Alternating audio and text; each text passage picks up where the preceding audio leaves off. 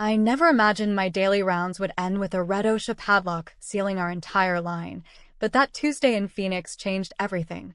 The desert sun beat down on Desert Forge fabrication as I stood frozen near Cutter 3, heart hammering. Ethan Parker, 24, expecting his first child with his wife Maria, stood inches from the exposed blade, guard zip tied open like it was nothing. His hands trembled midair, eyes wide with the terror only a new father can feel when he realizes one slip could leave his unborn son without him. "Ethan, don't move," I whispered, voice steady though my knees shook. I slammed the emergency stop, the screech echoing like a final warning. As safety compliance manager, I had begged Victor Kane, our VP of operations, 4 weeks to honor the lockout protocols. Agility over anxiety, he'd sneered each time, flicking my reports aside like yesterday's coffee stains.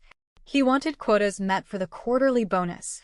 I wanted our people, fathers, mothers, kids waiting at home, to walk out whole. I wasn't angry. I was terrified for them. Every ignored deviation I logged carried faces. Ethan's quiet pride showing me Maria's ultrasound photo in the break room, the single moms on night shift who couldn't afford missed paychecks. Arizona law and federal OSHA rules were crystal clear. Willful bypasses meant six-figure fines, possible criminal charges.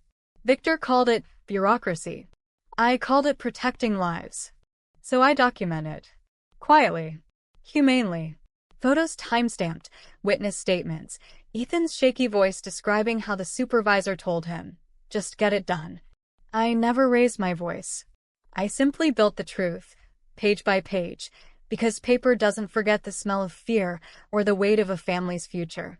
When the OSHA inspector arrived, routine audit, they said, though my sealed folder had been ready for months, the plant fell silent. Victor's smirk vanished the moment the red padlock clicked shut on Cutter 3. Production halted. $2.8 million a day bled out while executives scrambled upstairs. In the boardroom, sunlight slanted through blinds like accusatory fingers. Victor tried to shift blame. "We're under pressure, Lauren." My name on his lips sounded foreign. I slid the folder across the polished table. Ethan's ultrasound clipped to the top page, my refusal signature bold beneath every override he'd initialed. Silence swallowed the room. Then Victor's shoulders dropped. He stared at that photo, really stared, and for the first time I saw the man beneath the title, someone who maybe had kids of his own once dreamed about. "I didn't see it," he said, voice cracking. "I didn't see them." No shouting. No victory dance. Just raw, exhausted honesty. The CO exhaled, long and slow. "We fixed this. Together." 3 weeks later, the line hummed again. Guards locked properly, every new hire trained with live demos, Victor himself leading the first toolbox talk. He pulled me aside one dawn shift, desert light painting the floor gold. "You saved more than that machine, Lauren. You saved us from becoming the kind of company that measures success in limbs instead of lives." Ethan returned with his wife's hand on his growing belly, smiling shyly at the new safety banners. We weren't perfect. We never would be. But we learned the quiet truth that echoes across every American workplace. Chasing tomorrow's profits means nothing if you break today's people. Real strength isn't speed.